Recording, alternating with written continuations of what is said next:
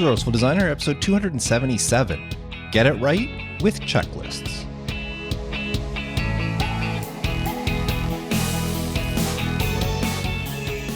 Welcome to the Resourceful Designer Podcast, offering solutions to streamline your graphic and web design business so you can get back to designing. And now, your host. Until a couple of years ago, he didn't like tea. Now, he has some almost every day. Mark Dickout. Yep, especially at this time of year when the weather's getting colder. I've never been a coffee drinker. I know a graphic designer who doesn't drink coffee, what's up with that? But I've never been a coffee drinker. I just can't stand the stuff. Hot chocolate was my go-to, and it still would be if it didn't have such an adverse effect on my waistline. So a couple of years ago, I decided to give tea another try. I had tried it before and never really liked it, but I decided to give it another shot. And I still don't like the black teas or the grays or stuff like that. But the berry flavored ones actually are pretty good. And recently I've taken a liking to, there's this vanilla chai blend that I like. I had just a drop of my vanilla almond milk to it, and it's pretty good. Anyway, in this week's podcast episode, I'm going to share a story with you. Well, actually, it's kind of two stories. Anyway, I want to share these stories with you to show you the power of a checklist and why you should be using them on a regular basis. But before I get to my main topic, I want to ask you a reflection question. This isn't about the resourceful designer community or leaving a review or sharing the podcast with a fellow designer, although I would be thrilled if you did think about doing any of those things. But no, this time I want you to look within. We spend so much time thinking about and talking about our future. Where do we want to be next year? 2 years from now, 5 years from now? What goals have we set out for ourselves in our design business? What do we hope to achieve? I have whole podcast episodes dedicated to these topics. And having goals and thinking about your future is essential to your growth. But how often do you look back? How often do you think about where you've come from?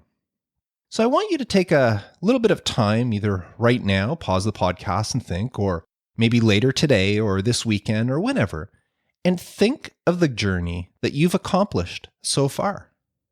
How are you a better designer today, a better business owner, a better person than you were at this time last year or 2 years ago or 5 years ago? What are you capable of now that you were not capable of then? What accomplishments do you now have under your belt? We spend so much time looking forward that it's easy to forget the progress that we've already made. So take some time and reflect, and then use everything you've gained up until this point in your life as fuel to help propel you to the next chapter of your life. That's it. Just reflect. And now, get it right with checklists. I first talked about checklists way back in episode 89 of Resourceful Designer. Now, in that episode, I shared various types of checklists that you can use for your business. I even shared my own checklist for starting a new WordPress website. It's a little outdated now. There's a few things I've changed, but if you'd like to see that one, you could visit resourcefuldesigner.com/WP checklist and download it. Well, today I'm not going to share checklist ideas with you. Instead, I want to talk about the importance of just having checklists. And to emphasize their importance, I want to start off by telling you a story. It's a story I heard while listening to an audiobook called My Best Mistake, Epic Fails, and Silver Linings, written by Terry O'Reilly. It's estimated that the average American undergoes 7 surgeries in a lifetime. And surgeons perform over 50 million surgeries annually. That's a lot of operations. In 2009, roughly 150,000 patients died immediately after surgery. That's 3 times the number of fatalities as coming from road accidents. And what's scary about that number is that half of those deaths were completely avoidable. Now, that number caught the attention of Doctor Atul Gawande, a Boston surgeon and a professor at Harvard Medical School. And he wondered if there was any way to reduce the number of operating room errors that resulted in these deaths. I mean, it's the 21st century. How can all these complications happen in spite of all the accumulated knowledge of professionals? Well, to find his answer, Gawande looked at other fields for ideas. Back in 1935, the U.S. Army was looking for the next generation of long-range bombers. They held a competition between top airline manufacturers to come up with a new design. And although the issued tender was fair for everyone involved, it was a known fact that Boeing's technology was miles ahead their rivals Martin and Douglas. Boeing's new Model 299 could fly faster than any previous bomber. It could travel twice as far, and it could carry 5 times as many bombs as what the Army was requesting. Without giving it much thought, the Army was prepared to order 65 of the aircraft before the competition was even over. The Army's Air Corps' big brass gathered for the first test flight of Boeing's Model 299. The impressive machine took to the sky, its 103-foot wingspan, and 4 gleaming engines, instead of the normal 2 that were found on most bombers, was quite the sight to see. As the plane took off, it climbed to 300 feet, and then it stalled, and then plummeted and crashed in a fiery ball of flames. 2 of the crew died, including the pilot, who was the Army Air Corps' chief of flight testing. The Army decided to award the contract to Douglas instead, and Boeing almost went bankrupt. However, the follow-up investigation revealed that there was nothing mechanically wrong with the plane. It was determined that the crash was due to pilot error. But how could that be? How could the chief of flight testing for the Army Air Corps, one of their most qualified pilots, make a mistake that would lead to the crash of such a sophisticated plane? As the investigation showed, the Model 299 required the pilot to monitor the 4 engines, each one of them requiring its own fuel-oil mixture. He also had to attend to the landing gear, the wing flaps, adjust the electric trim to maintain stability at different airspeeds, and regulate the constant speed propellers with hydraulic controls. And that was only a few of the things the pilot needed to concentrate on. Now, it turns out that while doing all of this, the test pilot forgot to release the new locking mechanism on the elevator and rudder controls. It was a very simple oversight that led to the crash. Now, Boeing was ready to scrap the plane, but a group of pilots believed that the plane was indeed flyable, so they got together to find a solution. When they later approached Boeing, they didn't request any mechanical changes to the plane, nor did they think pilots needed to undergo extended training on how to fly it. Instead, they came up with a simple and ingenious solution. They created a pilot's checklist. They made a list that was short enough to fit on an index card. It covered all the mundane, step-by-step checks for takeoff, flight, landing, and taxiing. In other words, the checklist covered all the dumb stuff. With that checklist, pilots flew the Model 299 over 1.8 million miles without a single accident. So to distance themselves from the failure during the test flight, Boeing changed the name of their new airplane from the Model 299 to the B-17 bomber. The Army ended up ordering 13,000 of these bombers, which gave the Air Corps a decisive advantage during World War II, all because of a checklist. Now, since the 1960s, nurses have relied on charts, a form of checklist, to let them know when to dispense medicine, dress wounds, check pulse, check blood pressure, respiration, pain levels, etc. And although doctors would look at these charts when visiting a patient, they viewed them as nurses' stuff.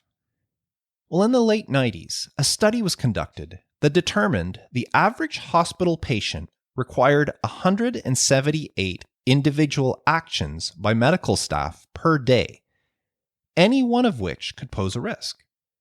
And from their observations, the researchers noted that doctors and nurses made errors in only 1% of these actions. That sounds good, but that still adds up to 2 errors per day per patient. When you multiply that by every hospital around the world, it means that there are millions of people around the globe who are potentially being harmed by the very medical staff assigned to help them. Well, in 2001, a doctor at Johns Hopkins designed a doctor's checklist for putting in a central line, which is a tube inserted into a large vein used to administer medication. It's a common procedure, and just about every doctor out there is familiar with it. It was also a very common source of infections in patients. So this doctor devised a simple checklist listing 5 steps involved in carrying out the procedure. He then asked nurses to observe the doctors for 1 month and record how often they carried out each step. What was revealed was that in over 1/3 of all patients, at least one of the 5 steps was omitted. The following month, nurses were given permission to insist doctors follow each of the steps. Now, doctors didn't like being told what to do by the nurses, but the nurses had the backing of hospital administration, so they grudgingly complied. And when the new data was later tabulated, they thought, well, there must be a mistake, because the infection rate for central lines dropped from 11% to 0. Now, just to be sure, they continued the study for longer, but the results were the same. In that one hospital, it was estimated that that simple checklist had prevented 43 serious infections and possibly 8 deaths. And it had saved the hospital $2 million in costs. And yet, even with this evidence, many doctors refused to grasp the importance of this simple procedure. They were offended by the very suggestion that they needed a checklist. They already had so much to do that they didn't want any more sheets of paper to worry about. Now, to prove his point, the doctor who wrote that checklist introduced it to other hospitals in Michigan. Now, there was pushback, of course, but in just 3 months, the rate of bloodstream infections dropped by 66%. Many of the test hospitals cut their quarterly infection rate to 0, a cost saving of nearly $200 million, all because of a simple checklist. Just like all checklists, it has an essential function. It acts as call it a mental net to catch stupid mistakes. In 2005, the director of surgical administrators in a Columbus hospital created a checklist for operating rooms. It contains simple things like verify that you have the correct patient on the table and that you have the correct body part prepared for the surgery. He even went so far as to create little metal tents that were placed over the scalpel on the tray that could only be removed by the charge nurse once the checklist was complete. This prevented the surgeon from starting the operation without the checklist being finished. This little addition improved their surgical success rates by 89%. Now, there's a lot more to this story as many more hospitals started implementing checklists for all sorts of things, but I'm not going to bore you with all of that. But back to Atul Gawande, the person I started off this story with. In 2008, his checklist was tested by a group of pilot hospitals around the world. Now, some operating rooms embraced it, while others protested it as a waste of time. Then, during a knee replacement surgery at one of the hospitals, which was being performed by one of the checklist's most vocal critics, it was discovered while checking off the boxes that the prosthesis on hand was the wrong size. If they had actually started the surgery, the patient could have lost his leg. And that surgeon, who was a big critic of the checklist, all of a sudden became an instant evangelist and one of its biggest supporters. In all the hospitals using these checklists, surgical teams began working better together, and the surgical success rates soared. Complications fell by 36%. deaths by 47%, and infections by over 50%. And patients needing to return to an operating room after surgery fell by 25%. What's amazing about using checklists is they dramatically improve the outcomes without any increase in skill or expenditures. Instead of adding rigidity to their lives, checklists freed these people by getting the dumb stuff out of the way. Did you know that every single-engine Cessna airplane includes a checklist of what to do should the engine fail during a flight? The checklist offers 6 key steps for restarting the engine, but the very first step, and arguably the most important one, is simply fly the plane. You see, in a situation like that, pilots begin to panic. They become so overwhelmed with the mechanical problem of their engine failing that they actually forget that they're flying the plane. And that key part is their best hope at getting back down to the ground safely. Now today, 90% of hospitals in North America and 70% worldwide use checklists on a regular basis. And you want to hear something funny? Back when the original pilot project was completed, doctors were asked to fill out an anonymous survey. 78% said the checklists had indeed prevented errors, but there were still 20% of doctors who didn't like the checklists, saying they took too long to implement and they didn't think it was really worth it.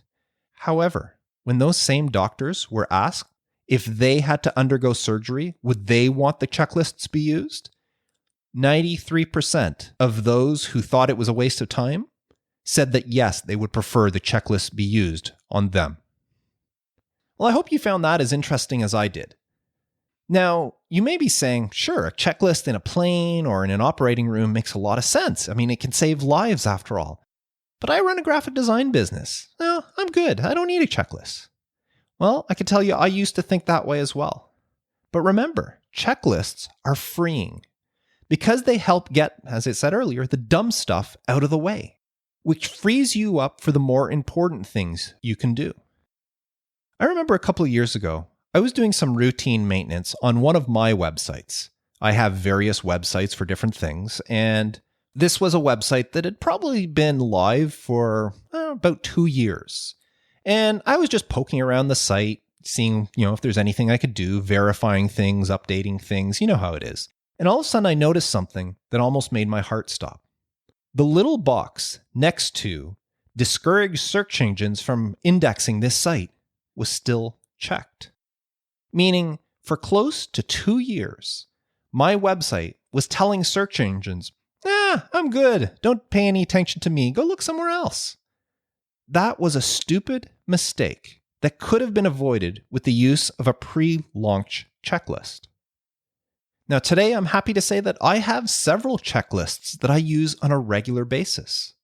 As I just mentioned, I now have a website pre-launch checklist that I go through to make sure things like that don't happen. I have the WordPress install checklist, which the one that you download is, I've updated it since then for myself, but I have a checklist. Every time I start a brand new web project, I have a checklist of everything I need to do before I actually start designing the website.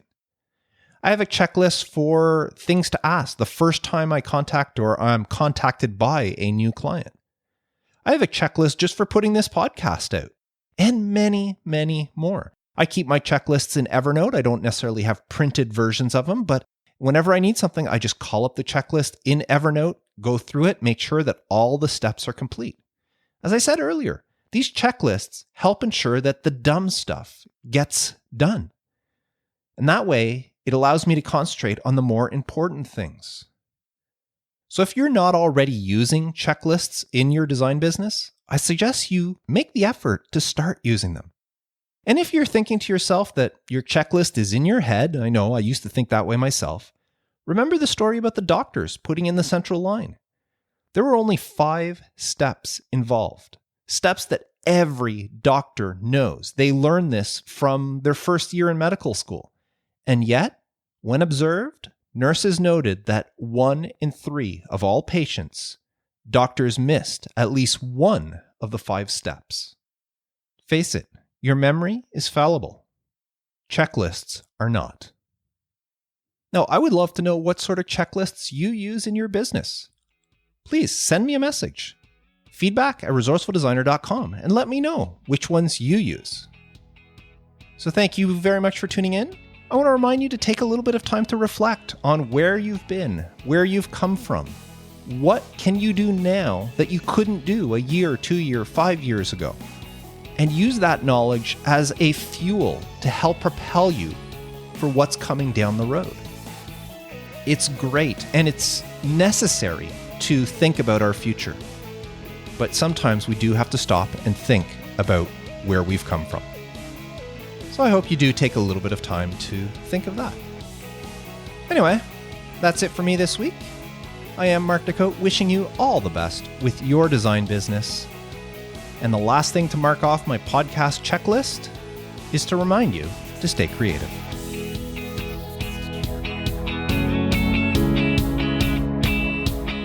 Thanks for listening to the Resourceful Designer Podcast at resourcefuldesigner.com.